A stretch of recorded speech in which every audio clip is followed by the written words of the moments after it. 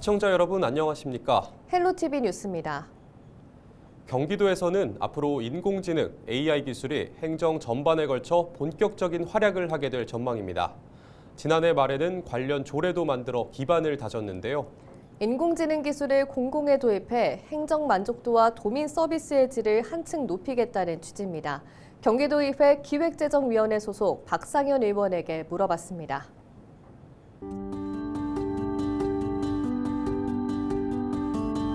경기도가 경기도민 대비 공무원의 수가 다른 지자체에 비해서 2분의 1, 3분의 1 정도 수준밖에 되질 않아요. 그렇기 때문에 여기에서는 단순 반복적인 업무에서 일을 하는 우리 공무원분들을 줄이고 이거는 이제 자동화로 시키고 대민 업무라든지 좀 더 좋은 정책을 발굴할 수 있는 그쪽으로 더 공무원분들을 인력 배치를 시키는 것이 더 우리 경기도민을 위해서 또는 경기도를 위해서 중요하지 않나라고 판단이 돼서 좀 시급하게 요청을 좀 드렸습니다.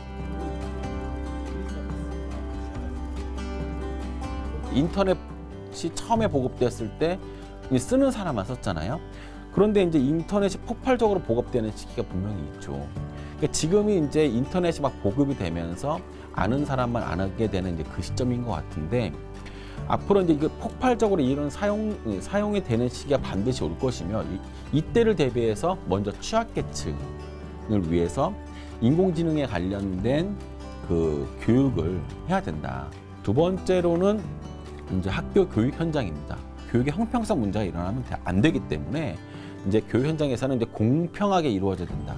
어렸을 때부터 인공지능에 대해서 의지하면 안 되기 때문에 인공지능에 관련된 비판적 의식을 가지게 해야 된다. 그래서 비판적 교육을 반드시 하게끔 해놨고요. 세 번째로는 인공지능에 관련된 기술을 사용할 때 윤리적 가이드라인을 만들어야 된다. 그래서 인공지능 윤리에 관련된 가이드라인을 만들도록 이제 강제 조항으로 만들어놨습니다. 그래서 학교 현장에 있어서만큼은 학생들과 교사들한테 차별이 없게끔 하는 조례를 만들어서 공포를 했습니다.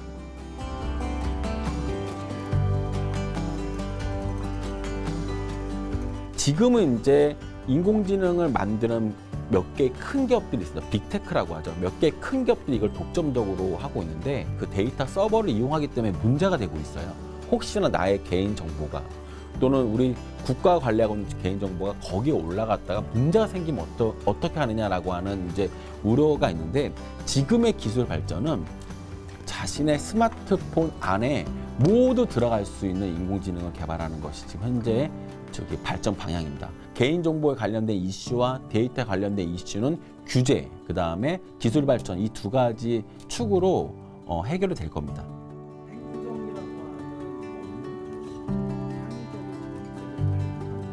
인공지능에 관련된 서비스를 좀 더 고도화시키고 도민들에게 더 실질적으로 혜택이 가게끔 하는 것이 제 1번 목표이기도 합니다.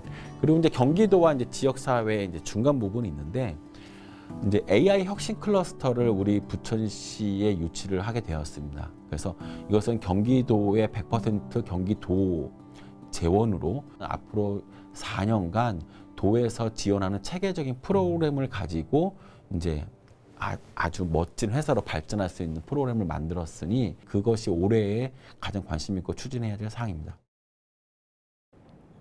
계양구의회가 국민권익위원회 주관 2024년 지방의회 종합청렴도 평가에서 2등급을 받아 인천시 자치구 의회 중 가장 높은 청렴도를 기록했습니다.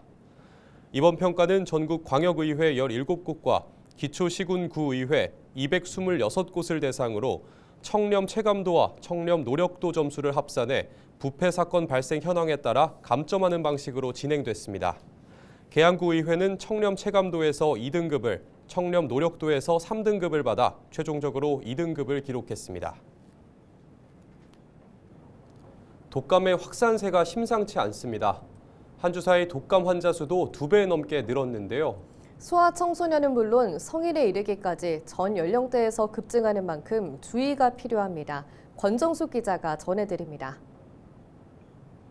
부산 해운대구의 한 이비인후과.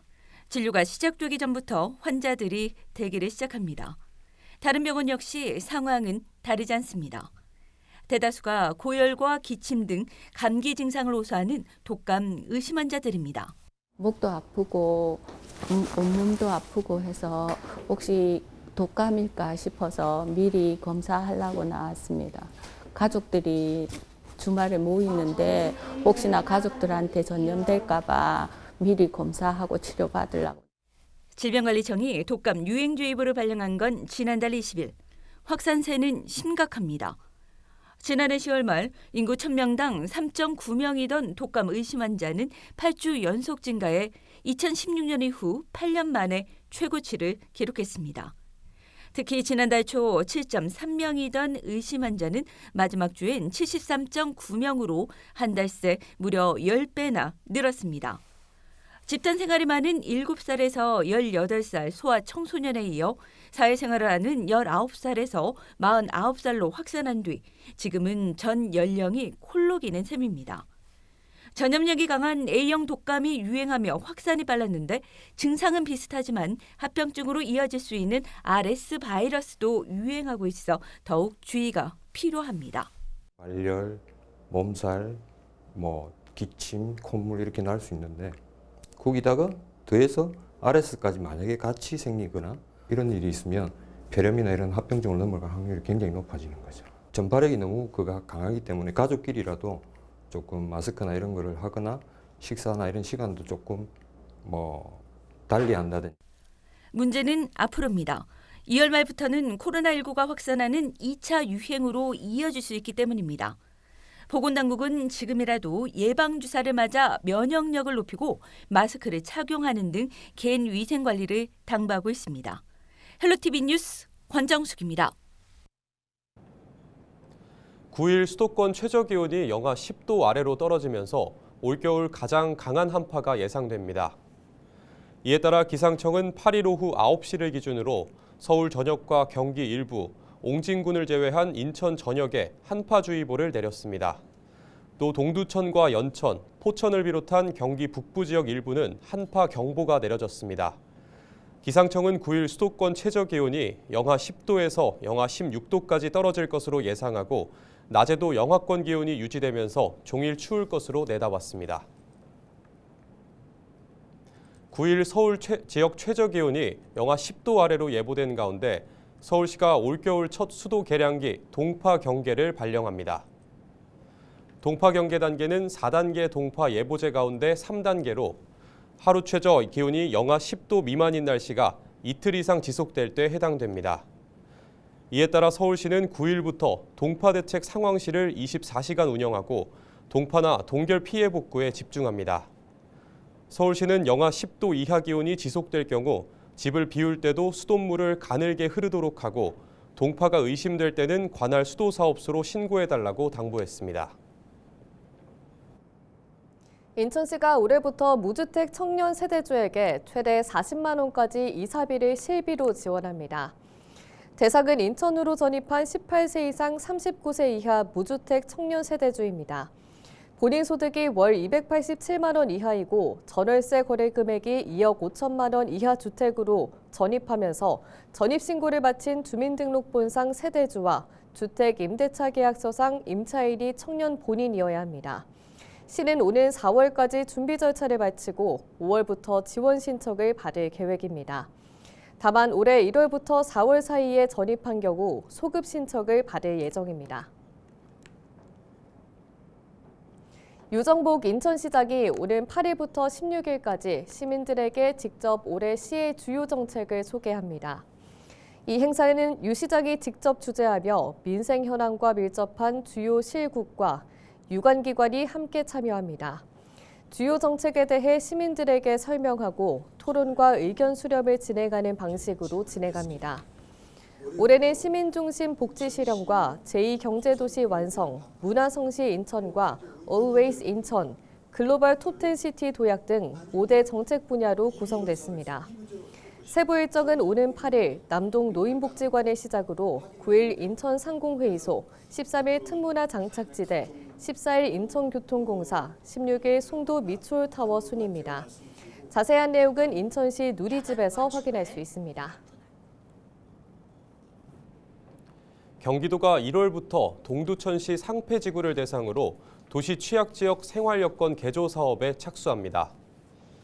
상패지구는 미군 부대 철수 이후 인구 유출 등 빠르게 쇠퇴하고 있는데요.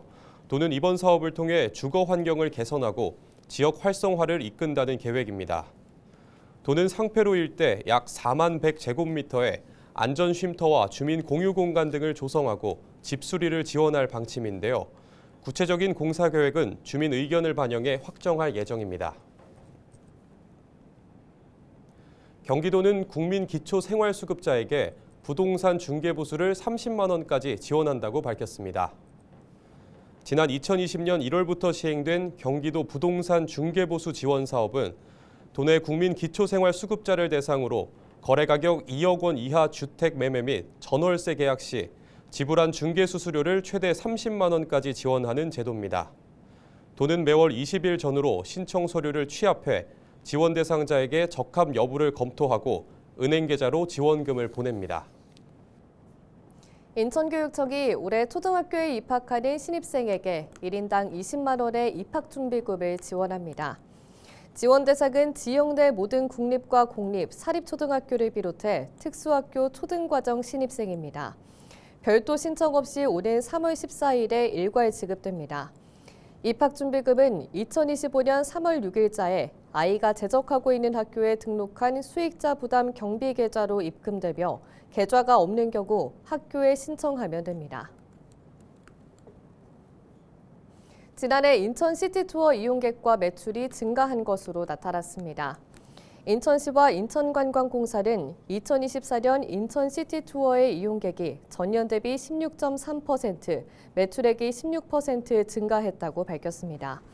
또 외국인 이용객은 전년도 대비 85.2% 증가했습니다. 월별로 진행한 다양한 이벤트와 프로모션을 비롯해 인천항만공사와 인천국제공항공사 등 관계기관과의 협업을 토대로 한 크루즈 승객 및 공항 환승객 유치, 항공 예약 플랫폼과 글로벌 게임 행사를 연계한 홍보 등을 통해 이용객이 증가한 것으로 분석되고 있습니다.